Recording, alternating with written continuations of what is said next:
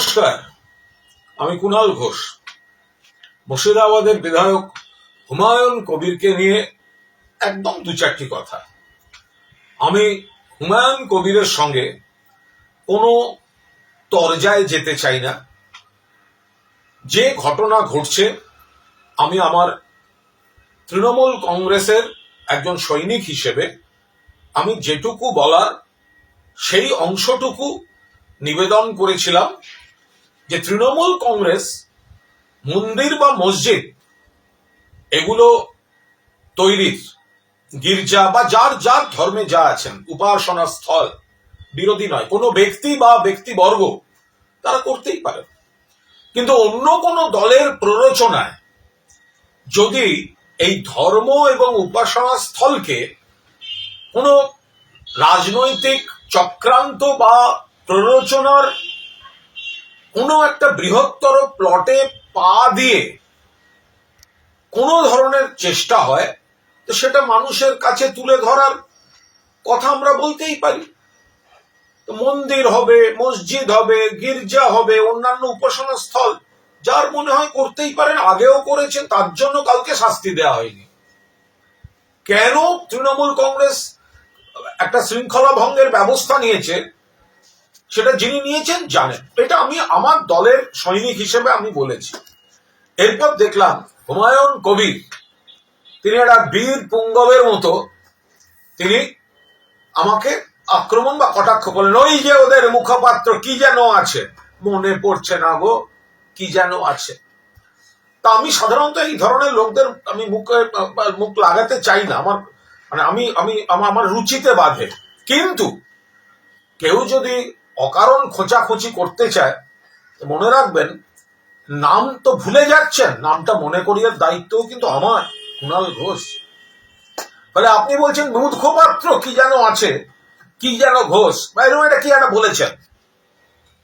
তো আমি আপনাদের বলি, যার নাম মনে পড়ছে না বা যাকে একটু লঘু করে দেখাচ্ছেন, এই হুমায়ুন কবির তাকে বারবার ফোন করে তার অ্যাপয়েন্টমেন্ট নিয়ে তার সঙ্গে দেখা করতে এসেছিলেন। হুমায়ুন কবির প্রথমে লিখেছেন হাই হুমায়ুন কবির হিয়ার, ওর নাম্বারটাও আমার কাছে ছিল না, এরপর আমি সেভ করে নিই। তারপরে একটা ফোন, তারপরে আবার একদিন দাদা একটু দরকার ছিল, দেখা করা যাবে দাদা, শুরুতে দাদা শেষে দাদা। এখন নাম ভুলে যাচ্ছ, হুমায়ুন কবির। তারপর হুমায়ুন কবির আমার কাছে এসেছিলেন। আমি আবার বলছি, উনি ওনার কিছু বক্তব্য বলেন এবং ওনার দিক থেকে যা বক্তব্য সেটা ঠিক বা ভুল আমি কোনোটাই সেটা বলতে পারবো না। আমার কাজ ছিল উনি যা বলেছেন সেটা কোথাও কোথাও কমিউনিকেট করা। পার্টি কি ডিসিশন নেবে সেগুলো সব পার্টির ব্যাপার, কিন্তু এটার সঙ্গে মসজিদের কোনো সম্পর্ক ছিল না। এটা একটা সাংগঠনিক বিষয়, ওনার কাকে পছন্দ, ওনার কাকে পছন্দ নয়। এবং সেই জন্য তিনি বলে একেবারে দাদা একটু দরকার ছিল, দেখা করা যাবে দাদা, আগে দাদা পরে দাদা, এখন কেন দাদা এইসব কথাবার্তা। তো এতই যখন খোঁচালেন, আমি এসব দেখাবার পক্ষপাতী নই। আপনার স্ক্রিনশট, আপনি আমার সঙ্গে দেখা করতে এসেছিলেন, এখন আপনাকে দেখাতে হচ্ছে আপনি ভুলে গেছেন। তাহলে আমি আবার আপনাকে দেখাই। 2019 সাল লোকসভা নির্বাচন, মুর্শিদাবাদ লোকসভায় ভারতীয় জনতা পার্টির মনোনীত প্রার্থী বিজেপি পোস্ট করেছে হুমায়ুন কবির। ইয়ার্কি মারার জায়গা পাননি। যে বিজেপি বাবরি মসজিদ ভেঙেছিল, আপনি তো সেইখানে নাচতে গেছিলেন। যে বিজেপি ভারতীয় জনতা পার্টি বাবরি মসজিদ ভেঙেছে, আপনি তো সেখানে নাচতে গেছিলেন। আপনি কোন মুখে আবার বাবরি মসজিদ তৈরি করেন? এরপর দিল্লিতে বিজেপি দপ্তরে গিয়ে জড়িয়ে ধরে বিজেপি নেতাদের ভুলে গেলেন। একটা লোক কতগুলো দল করতে পারে, কতবার ঘুরেছেন আপনি, বেশ কিছুবার জিতেছেন নিশ্চয়ই, আবার তার থেকে কমবার হারেননি, প্রচুর হেরেওছেন। কিন্তু বেসিক বিশ্বাসযোগ্যতাটা কোথায়? একজন নেতা একবার কংগ্রেসে, একবার নির্দল, একবার বিজেপি, আবার তৃণমূল, আবার নতুন দল, কেন করছেন? কেন মুখ খোলাচ্ছেন?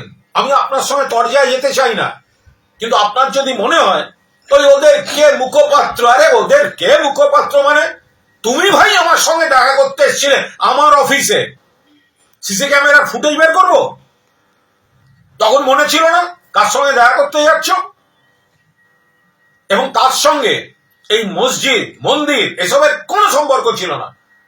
যেটা ছিল সেটা হচ্ছে ওর এলাকায় সংগঠন কাকে করেছে, উনি কাকে সরাতে বলেছেন, সেটা সরানো সম্ভব কিনা, এই ধরনের। আমি একবারও বলছি না উনি ভুল বলেছেন, যার যার এলাকা তার তার বক্তব্য থাকতে পারে, কিন্তু তার সঙ্গে এই মসজিদের কোনো সম্পর্ক ছিল না। এখন উনি ওনার পলিটিক্স অফ ডিসিডেন্স সেইটাকে জাস্টিফাই করার মুখোশ হিসাবে তিনি হঠাৎ এই ধর্মকে ব্যবহার করছেন।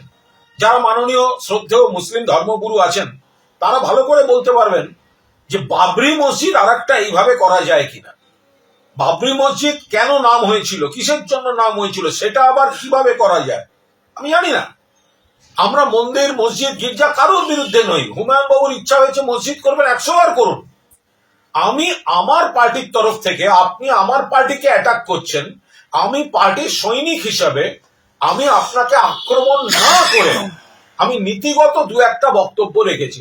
তাতে আপনি আমার ব্যক্তিগতভাবে ওদের একের মুখপাত্র, আরে মুখপাত্র কি, আগে দাদা পরে দাদা বলে আমাকে SMS পাঠাতেন, আমি করিনি। আপনি আমার অফিসে এসে ক্ষোভের কথা বলে গেছিলেন। এরপর যখন আপনি একটা বিকল্প কিছু ভাবছেন তখন ধর্ম মসজিদ সংখ্যালঘুদের আবেগ, তার কারণ প্রত্যেকবার বিজেপির এরকম একটা ঘুঁটি লাগে। 21 সালেও কয়েকজনকে লেগেছিল, চার্টার্ড ফ্লাইট এসছিল বিজেপির অনেকজনকে নিয়ে যেতে। ভোটের পর তারা বলেছিল চার্টার্ড ফ্লাইট চাই না দিদি, অটো পাঠান, অটোয় ফিরে যাব। মুসলমান মানে তারা শুধু এই আবেগে বিভ্রান্ত হবেন, এটা ভুল। মুসলমানরা যথেষ্ট সচেতন এবং তাদেরকে এই ধরনের বিভ্রান্ত করার চেষ্টা করা, আপনি ছোট করছেন তাদের। আমি আবার বলছি, আপনার কাজ আপনি করুন, আপনার সঙ্গে কোনো তরজা আমার রুচি বিরুদ্ধ। আমি পলিটিক্যাল লাইনে আমার পার্টির কথা আমি বলবো। আপনি যদি ব্যক্তিগত আক্রমণ করতে আসেন, আরে যে লোক নরেন্দ্র মোদীর ছবি দিয়ে বিজেপির ক্যান্ডিডেট হয় তার মুখে বাবরি মসজিদের প্রতি শ্রদ্ধা মানায়?